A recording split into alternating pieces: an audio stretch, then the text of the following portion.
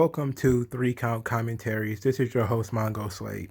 Please hit the like button. Also, hit the subscribe if you're not already subscribed. Thank you guys kindly. So let's get into NXT In Your House 2021. So I'm going to start with the main event. Because, why not? I don't want to spend a lot of time on certain other things. So the main event, Pete Dunne, Kyle O'Reilly, Johnny Gargano, Adam Cole, and Karrion Kross. So this match typifies a big problem with wrestling in general right now. Again, you have 4 cruiserweights and one. He's not even a super heavyweight. He's just a guy that would have been a normal size for a normal wrestler in like 1990, And so you have this guy. He's about 6'4", Kross 6'4", 6'5". Everybody else is 5'6". So they're running around, literally doing all types of do-si-do, square dance spots where everybody's helping everybody do everything. And I told my brother, me and my brother was watching this match. We watched the entire events. I watched the big events with my brother. The show before the bell rang, it was about 9:46 Eastern, right? I looked at him. I said, "This match is not going to end until almost 10:30." I was off by about 10-15 minutes. But this match, it felt long. I'm not saying the match was bad, but it felt like there was like 3 or 4 different matches going on at one time. Because everybody had to have their spot where they do everything. And they did everything.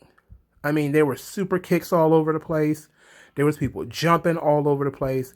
Gargano did at one point a tope suicida into a tornado DDT. It was just, let's just showcase all the shit we can do. And it started out with a story. It started out with a story because it was fine. It was everybody versus Kross. That was the idea of the story behind the match. Everybody versus Kross. And at certain parts, it would get back to that. But for the most part, that just kind of went out of the window. There were different ways of them trying to eliminate Kross. And that was the good thing about the match. Because you start early, you got Kross, and he's individually dealing with these guys. You got the striker and Kyle O'Reilly. He suplexes him and throws him over the place. And you got the grappler and Pete Dunne. And then, he kind of fights him off. Suplexes him, throws him all over the place. Then you got the sneaky tactician and Johnny Gargano. That kind of looked ugly because Gargano didn't really want to go anywhere. He ended up getting thrown. And then you got sort of the technician, with Adam Cole, the charismatic guy. And ended up being, he takes him down too. So we've seen that Kross, one-on-one, these guys can't beat him. So then later in the match, you see them working together. You see at one point, they shove Kross through the door on the In Your House set. Later, it's Kross and Cole. They slam him onto the table. These 2 guys are enemies, by the way. They powerbomb him on the In Your House, on the announce table. So they do things to take Kross out of the match. But once he's out of the match, it's a free-for-all where essentially it's just mice running around doing everything. It's people jumping all over the place. There's moonsault to a double super kick. There's super kicks here and super kicks there. Thigh slapping all over the place. I'm just like, what the fuck is going on?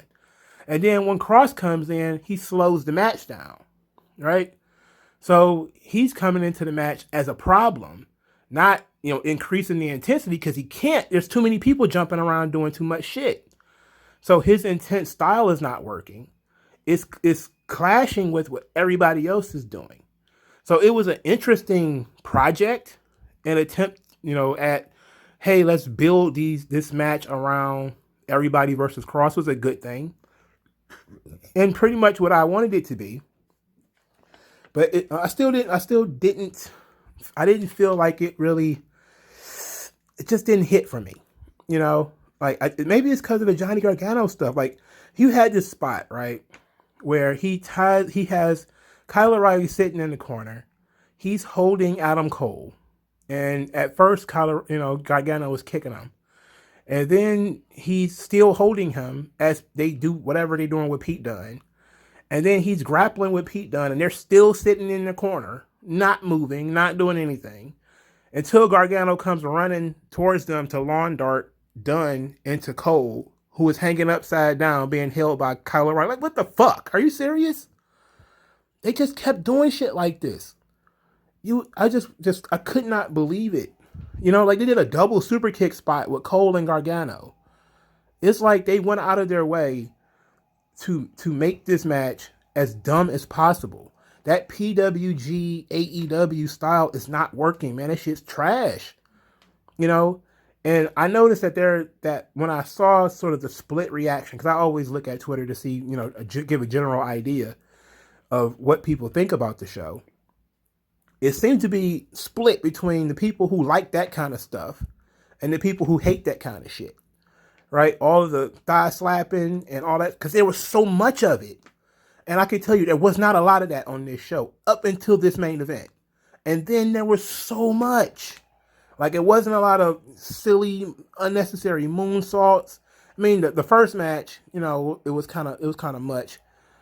But this match, it just had so much of everything that I disliked. Just so many thigh slaps, so much unnecessary, bachata. They're here dancing, and they're not really wrestling. And part of it is because it's 5 guys. And instead of it being a one-on-one match where you could actually build a fucking story, it was just a free-for-all. Where, hey, it's your spot to do a thing. Hey, it's your spot to do a thing. Hey, it's your spot to do a thing. And that's pretty much what it was. It's like, I didn't like it. The more I talk about the match, the less I like it. But the right guy won, despite the fact what, a lot of people on Twitter seem to think, because Cross is very much hated on Twitter for some reason. I'm pretty sure it's political, but whatever. In any event, right guy won. Now, do I believe that NXT has lost something? I do. I think, but we've talked about this before. At least I have. Part of the problem is that these guys do not leave. So it's the same people in the same spots over and over and over again. Like, we just saw Cross Russell. We just saw, Dunn, and we just saw Kyle O'Reilly, and Adam Cole has had like a 2-year run as a main event guy, and Gargano refuses to go away. Part of what made NXT electric was the turnover, the constant churn of new talent, that, you constantly had new guys. Part of this is that the old guys won't get the fuck out the way. That's part of the problem. Another part of the problem is that now that NXT is on TV, it has more exposure. So a lot of the weaker elements of NXT has kind of been exposed. But I think the bigger deal with the energy of NXT shows, and I think I agree with some people who say like the energy isn't where it used to be. And I think that part is, there used to be debuts on takeovers. They don't do debuts anymore. Like, we thought somebody was going to return or somebody was going to debut at this show. There was nothing, right? There was nothing like that. So that's part of the problem, is people have built up this expectation that, you have a big takeover or something like that. There's going to be somebody sitting in the crowd. There's going to be somebody who's going to show up. No, there was nothing like that. Okay, I can see how some people may be disappointed in that. Even though I think, with the pandemic, they kind of stopped doing the whole guys are going to debut on takeovers. Anyway, now that they're on TV, they're likely to do that stuff on TV. So I'm okay with that. But I do agree that there is something wrong, a little off with the energy of these NXT shows. And I think partly that has to do with the lack of churn, that they're not really getting guys in and spitting guys out as fast enough. But it's also a very mixed reaction to Cross and Gonzalez. As far as where you coming from, you coming off of people like Adam Cole and Finn Balor, who are work rate people. Well, Adam Cole, Finn Balor, and Io Shirai, who are work rate people who do high spots and all that kind of stuff. Now you're going back to traditional big person wrestling. Strength, technique, that kind of thing. No unnecessary high spots, and shit like that. And people just feel like, boo, I don't like that. So let's talk about Raquel Gonzalez and Ember Moon, because I actually enjoyed this match. I thought the match was fine. I didn't. Now, Raquel Gonzalez is still very green. Obviously, she hasn't been doing this as long as other people. So, obviously, she's not going to be, the best worker in the world. But she seems to have a good base to start with. She's very aggressive. Ember Moon was a good opponent. I really enjoyed this match a lot more than I thought I would because Ember Moon is legit. She's good. So, she's cringe as fuck as her personality is concerned. But as a worker, she can go. Like, she can put together a story. She can put together a match.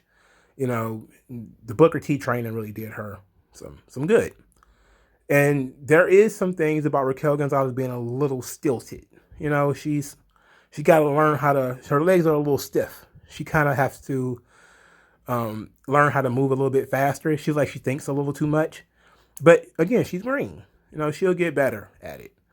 But I liked the match. I thought the match was enjoyable. They did a good job of, doing some hope spots with Ember Moon. Like, another big issue is Cross essentially just won the title and Raquel Gonzalez just won the title. So neither one of them weren't in any threat to lose, So that's that adds to, the issue of the energy of the show. Because you're going to have issues of energy when, okay, this person is pretty much a new champion. They're not losing. And then you also have, them not working a fan-friendly style of, I'm going to just jump all over the place and do all kind of crazy dives and everything. But Ember Moon did a good job. Raquel Gonzalez was right there with her. Took the moves, didn't botch anything, didn't fuck anything up. Dakota Kai added to the match and running around the ring and being a distraction and putting the foot on the ropes and just being generally annoying. That was good. So I didn't have a problem with the match. I thought it was solid. Was it, the best match of all time? No, but I think it was pretty solid. So I thought the main event was solid with the exception of all of the construction and all the bullshit they were doing. I thought the women's match was solid. Now, I'm going to talk about the ladder match, which I thought was the best match of the night because there was some actual fucking wrestling in this match before the ladders got involved. Now, do I think this match was a little long? Sure. I think that the ladder match got a little long.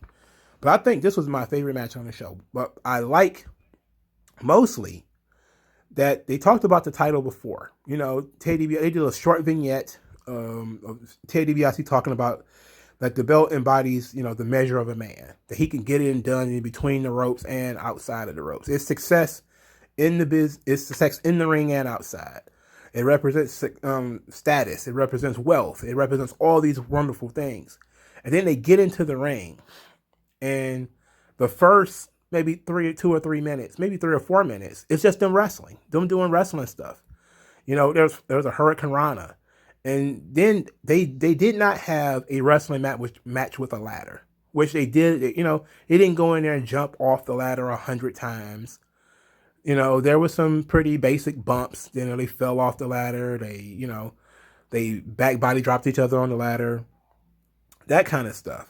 But nothing where the ladders broke or, they did a spinning 450 off the top of a ladder through a table or anything like that. It was a wrestling match that had ladders in it. And that's what I liked about it. That's what I enjoyed the most about it because it's easy for these matches to get too over the top. I also like the gold ladder with the diamond encrusted rungs. It was so gimmicky, but I loved it. I loved that the crowd was so behind Grimes. And they did a good job of having LA Knight be the heel in this situation. For starters, he was going to be the heel anyway because he's a jerk, but he played his part so well. When he was asking the crowd, like, you want to meet Cameron Grimes? He threw the Cameron Grimes into the barricade next. And he was trash talking them all night, trash talking them to Ted DiBiase. And LA Knight is just so good. He's just really good. Now, I remember, I asked my brother because he got better memory than I do. He got like this autistic memory. And I remember asking, like, did they ever work together when they was in TNA? And he couldn't remember. And lo and behold, when I looked on Twitter, TNA was promoting that they had worked together in 2018. Like, very slick. But I thought this match was the best match on the show for me. The shimmering ladder was pretty dope. I liked the ending finish because it was a big bump. They ended it with the big bump. They did some smaller bumps leading into it. They did some things where they threw each other into the ladder and face first into the ladder and stuff like that. But the big bump, on the play set outside the ring is because I that's what I call anything. You constructing shit. You playing Bob the Builder. You're putting this inside of this, and you're leaving it there for 4 minutes because you have to show the gun before you shoot it. It's just whatever. It's a ladder match. We're gonna build shit. I guess that's just kind of that's the ladder match in modern day. But they didn't do that a lot. They didn't do a lot of building shit. They did a little bit of it, but they didn't do a lot. So I appreciated that this was a wrestling match that just happened to have ladders in it. So I enjoyed this match. And I felt like it was a match of the night, and I felt like the right person won. LA Knight is as the holder of the $1 Million Legacy is a great idea. It adds a lot to his character. Now he has something to talk about. Again, for like the fourth or fifth time, sometimes I have to say it because every video could be somebody's first. I don't believe that the $1 Million Championship should be defended. I don't think it should be a title that can be won or lost. I think it's the personal property of LA Knight now. It's a gift from Ted DiBiase. And that should be how it is. And he shouldn't have to defend it. He shouldn't have to do anything with it if he doesn't want to. So that's, this is awesome. I had fun with this. So let's talk about the closing segment before we talk about the other two matches. William Regal. William Regal is, distraught at the chaos, the bedlam, as he called it, that has been going on NXT. So it's been 7 years since he started being the GM of NXT, and never had it dissolved into such bedlam. It's time for a change. And that led people to believing that maybe William Regal is going to resign, or maybe something else is going to happen. So what do I think is going to happen? Well, I don't see them replacing William Regal.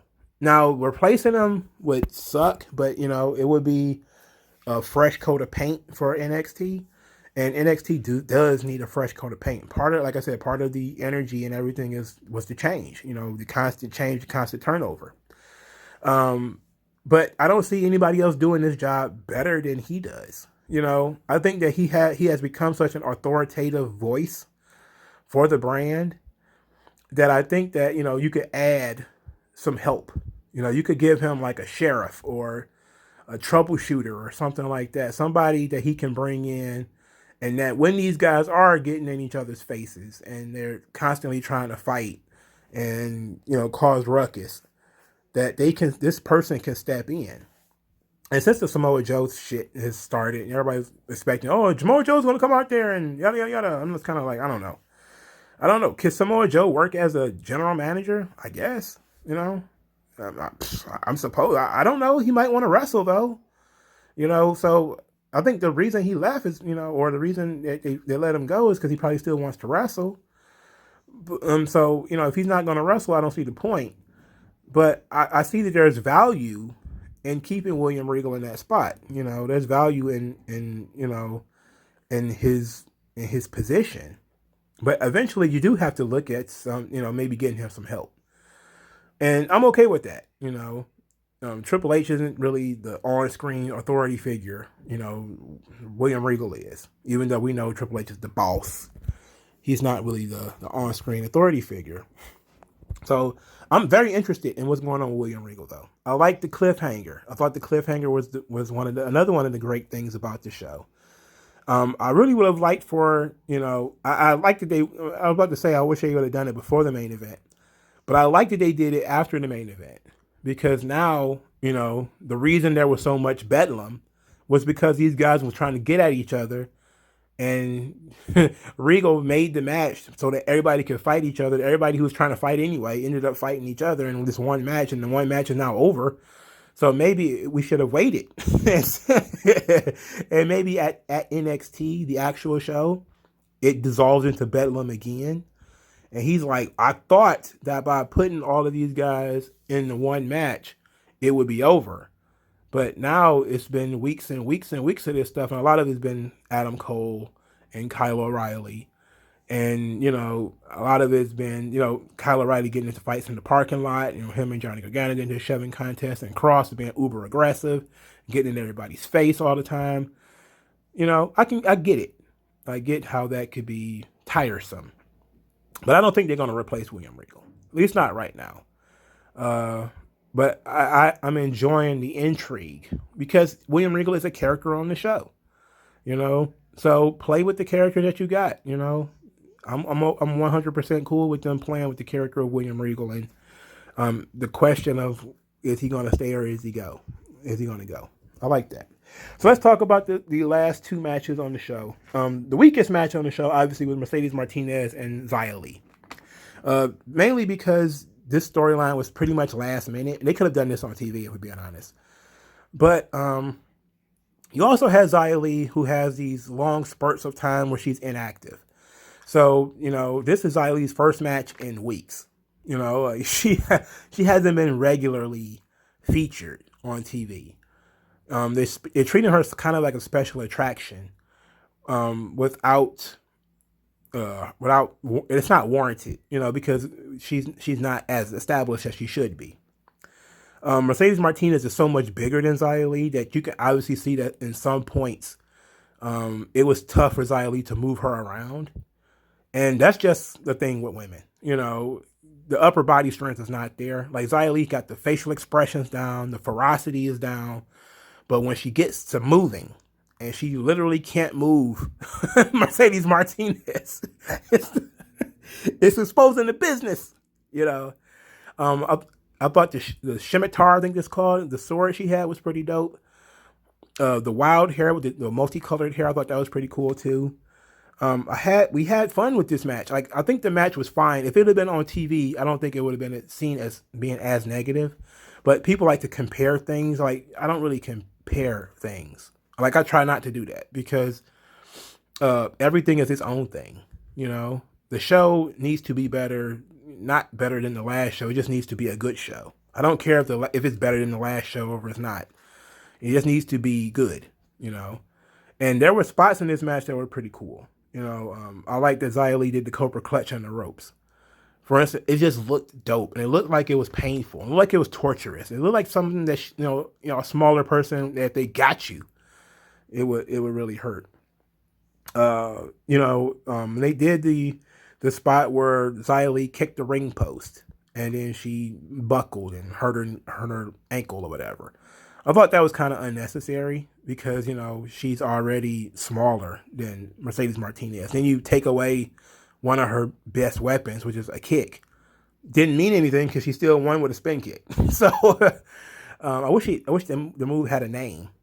But Xia Li winning was not bad. I think it was definitely the weakest match on the card.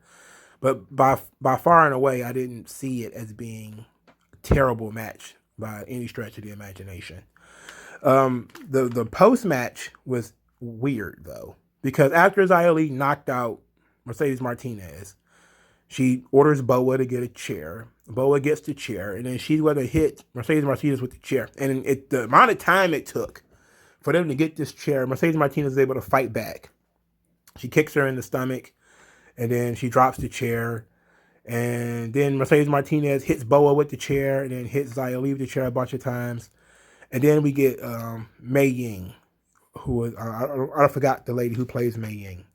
But she squares up with Mercedes Martinez and then grabs her like in the Tongan death grip and launches her off the ramp. I'm going to talk about the ramp in a minute. But she launches Mercedes Martinez off the ramp. And so we got our first, third maybe. Because I think she did something. Yeah, she did something to the tag team midgets. She did something to them way back when. But that was a long time ago. I was about to say this is the first time Mei Ying has ever done anything, but it's not. But we got to see her actually walk this time. So she's walking now. Baby's first steps. But they're doing a good job with Xia Li. They're not trying to overexpose it, and they're not trying to gimmick it up with it being too much magic. Like they're not teleporting and all that kind of shit. So it's still supposed to be mystical in a way, but it's not hokey horse shit, and it's not like a lot of comedy and shit. So the first match on the show was BSK and Bronson Reed versus Legado del Fantasma, winner take all. The tag team and the North American title was on the line. The match was fine. There was just the match early was basically, what are they going to do? Legado del Fantasma are 3 cruiserweights. They can't really work around Reed's size. So Reed was the wild card. He was the guy they had to worry about because he was so much bigger. So they did all of the spots where they run into him and they bounce off of him, and they couldn't pick him up. And his attacks would stagger him, but it wouldn't knock him down. And I was like, okay. And then later in the match, you see Reed doing tope suicidas. And then he gets hit with a Michinoku driver by Santos Escobar. And I'm just kind of like, huh? Like, just, it was wrestling logic. I couldn't lift you 10 minutes ago, but now I lift you just fine. But I thought the match was fine. It's just that, there was no real threat in Bronson Reed and MSK losing. And that was part of the problem throughout the night, is that, when you look at all of the matches on the card, what was the legitimate threat of, the only toss-up, I guess you could say, was the $1 Million Championship match. Like, everybody knew Xia Li wasn't going to lose. Everybody knew that Raquel Gonzalez wasn't going to lose. Everybody knew Karrion Kross wasn't going to lose, and everybody knew that MSK and Bronson Reed weren't going to lose. And if you say, well, I thought that maybe they would have lost, I say you probably haven't been following the product. Sometimes these things should be easy to guess, easy to estimate because of how the product flows. And maybe it's because I've been watching this stuff for so long. But I can just tell that there was no real threat, and the title's changing here. And they did a spot where they went back to the well of Santos Escobar being crushed. He got crushed again. This time the barricade broke.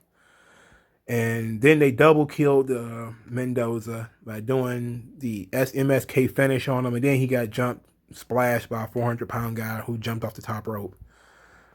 I mean, the guy he wouldn't dare kick out. This is not that kind of show. So he wouldn't dare kick out. But so I think that was probably one of the bigger issues. I enjoyed the show, top to bottom. I think the show was pretty solid. But solid is not what NXT is known for. NXT is known for, oh my God, I just blew away everything. Mainly by people who didn't watch the shows, and then the constant churn of new talent. We're bringing in this indie guy, or bringing in that indie guy. And WWE has done everything they could to sort of ruin that when it comes to NXT. Mainly because a lot of the guys that they've signed, like Christian Casanova, or what's the Alex Zane and Blake Christian, they bring all those guys in, and they don't bring them to NXT. They put them on 205 Live, and then they're on 205 Live forever, and never get integrated into the roster. Like, how long have all the Evolve guys been on 205 Live? They've been there forever. Fucking Kurt Stallion and August Gray, who was I forgot what his name was in Evolve. But those guys have been in 205 Live forever. Like, when are you going to integrate them into the regular show?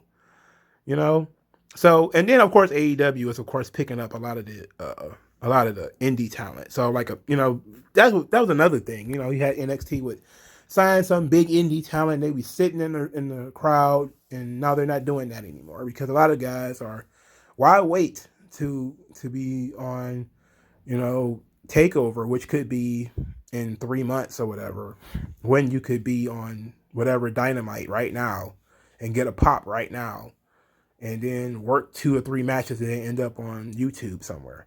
But now they're doing the same thing because WWE signs pretty much all these guys, and then they announce that they've signed them.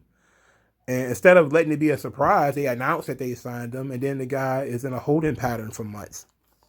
And it's just not, it's not fun. But I know the pandemic changed everything. Maybe they'll get back to it as we kind of work our way out of this pandemic. But I can agree with people when they say that the energy of NXT has changed. Also, there's a lot of little changes when it comes to NXT, like that ramp. Uh, I don't know if I like the ramp. That was a WCW thing, and I know Triple H is big on using old, like the In Your House and some of the older things. I'm pretty sure he's gonna do like Spring Stampede one year or some shit. Like he's trying to mix WWE and WCW historical stuff. So he's gonna use WCW names like Halloween Havoc and Great American Bash, but he wants to use and the ramp, but he wants to use like WWF pay-per-views. I don't know if I like the ramp. Um, it's kind of in the way, you know. Like I don't like that elevated area either. Like I think I was just talking to one of my subscribers about how Rick Rude got hurt off of an elevated space in WCW. I don't really like it. You know, I don't really like the elevated thing, but whatever. Who the fuck is Naomi Fox? When I turned on Peacock, this person was rapping or whatever, and I'm just kind of like, who is this? And I don't think throughout the night nobody mentioned who the fuck Naomi Fox was. So I didn't know why they were there. And I was just kind of like, whatever, and I went back to doing what I was doing until the show started. But so the show was fine. I just think that it was a little predictable, and some of the things can be off putting. I personally like Cross, and I think Raquel Gonzalez is coming along. MSK is absolutely cringe. I can't stand him. Same thing with Bronson Reed. He needs to have a mean streak. You know, Bronson Reed is the right size. He's a big dude. He's probably short, but he's wide. But he needs to have a mean streak. Right now, he's just big and jolly, and I don't like that.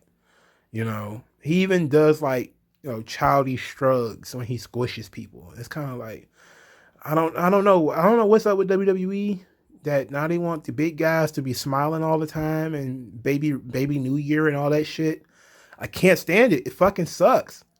Like if Bronson Reed was a straight up monster who was going in there crushing guys, okay, cool. Yeah, I don't have a problem with him beating the cruiserweights. That's understandable. But he shouldn't be playing around.